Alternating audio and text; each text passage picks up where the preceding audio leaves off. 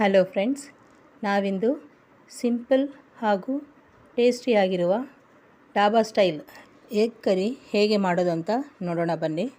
ಮೊದಲಿಗೆ ನಾನಿಲ್ಲಿ egg boiling ಮಿಷಿನಲ್ಲಿ 6 ಮೊಟ್ಟೆಯನ್ನು ಇಡ್ತಾಯಿದ್ದೀನಿ.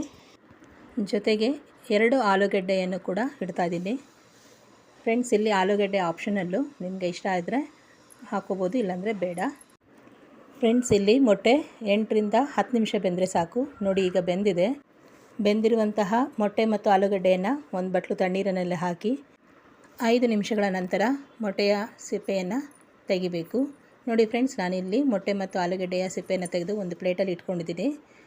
ಈಗ ನಾನು ಮೊಟ್ಟೆಯನ್ನು ಟೂತ್ ಪಿಕ್ನಿಂದ ಚುಚ್ಚಿ ಮಾರ್ಕ್ ಮಾಡ್ತಾಯಿದ್ದೀನಿ.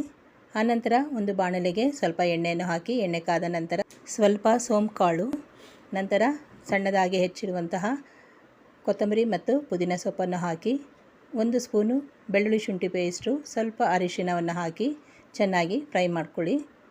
ಆನಂತರ ಈಗ ರುಬ್ಬಿರುವಂತಹ ಒಂದು ದೊಡ್ಡ ಸೈಜಿನ ಈರುಳ್ಳಿಯನ್ನು ಹಾಕಿ ಮತ್ತೆ ಫ್ರೈ ಮಾಡಿ. ನೋಡಿ ಫ್ರೆಂಡ್ಸ್, ಈ ಥರ ಫ್ರೈ ಮಾಡ್ತಾಯಿದ್ರೆ ಚೆನ್ನಾಗಿ ಮಸಾಲೆ ಎಲ್ಲ ಚೆನ್ನಾಗಿ ಬೆಂದಿರುತ್ತೆ. ನಂತರ ಒಂದು ದೊಡ್ಡ ಟೊಮೊಟೊವನ್ನು ಕೂಡ ರುಬ್ಬಿ ಆ ಟೊಮೊಟೊವನ್ನು ಕೂಡ ಈರುಳ್ಳಿ ಜೊತೆಯಲ್ಲಿ ಸೇರಿಸಿ ಫ್ರೈ ಮಾಡ್ತಾಯಿದ್ದೀನಿ. ಈಗ ಇದಕ್ಕೆ ಅರ್ಧ ಸ್ಪೂನು ಅಚ್ಕಾರದ ಪುಡಿ, ಅರ್ಧ ಸ್ಪೂನು ಧನಿಯಾ ಪುಡಿ, 1 ಸಣ್ಣ ಸ್ಪೂನಲ್ಲಿ ಜೀರಿಗೆ ಪುಡಿ ಮತ್ತು ಗರಂ ಮಸಾಲ ಪುಡಿಯನ್ನು ಹಾಕಿ ಮತ್ತೆ ಫ್ರೈ ಮಾಡಿ. ನೋಡಿ ಫ್ರೆಂಡ್ಸ್, ನಾವಿಲ್ಲಿ ಫ್ರೈ ಮಾಡ್ತಾಯಿದ್ರೆ ಎಣ್ಣೆ ಮೇಲೆ ತೇಲ್ ಬರುತ್ತೆ, ಅಲ್ಲಿವರೆಗೂ ಚೆನ್ನಾಗಿ ಫ್ರೈ ಮಾಡಿ. ನಂತರ ಮಸಾಲೆಗೆ ನಮಗೆ ರುಚಿಗೆ ತಕ್ಕಷ್ಟು ಉಪ್ಪನ್ನು ಹಾಕಿ ಮತ್ತೆ ಒಂದು ಸಾರಿ ಫ್ರೈ ಮಾಡಿ. ಚೆನ್ನಾಗಿ ಫ್ರೈ ಮಾಡಿದ ನಂತರ ನಾವು ಟೊಮೊಟೊವನ್ನು ರುಬ್ಬಿದಂಥ ಜಾರಿಗೆ ಸ್ವಲ್ಪ ನೀರನ್ನು ಹಾಕಿ ಆ ನೀರನ್ನು ಸೇರಿಸಿ ನಾವು ಚೆನ್ನಾಗಿ ಫ್ರೈ ಮಾಡಿಕೊಳ್ಬೇಕು. ಈಗ ನೋಡಿ ಫ್ರೆಂಡ್ಸ್, ಚೆನ್ನಾಗಿ ಬೆಂದಿದೆ.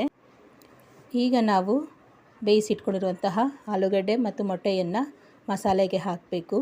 ಹಾಕಿ ಜಾಸ್ತಿ ಜೋರಾಗಿ ಮಿಕ್ಸ್ ಮಾಡೋದು ಬೇಡ, ಮೆಲ್ಲಗೆ ಮೊಟ್ಟೆ ಮತ್ತು ಆಲೂಗಡ್ಡೆಯನ್ನು ಮಿಶ್ರಣ ಮಾಡಿ ತಟ್ಟೆ ಮುಚ್ಚಿ 2ರಿಂದ 3 ನಿಮಿಷ ಬೇಯಿಸಬೇಕು. ಕೊನೆಯಲ್ಲಿ ಒಂದು ಅರ್ಧ ಸ್ಪೂನು ಕಸೂರಿ ಮೆಂತ್ಯವನ್ನು ಹಾಕಿ ಮತ್ತೊಮ್ಮೆ ಮಿಕ್ಸ್ ಮಾಡಿ. ನೋಡಿ ಫ್ರೆಂಡ್ಸ್, ಈಗ ರೆಡಿಯಾಗಿದೆ. ತುಂಬ ಚೆನ್ನಾಗಿ ಬಂದಿದೆ.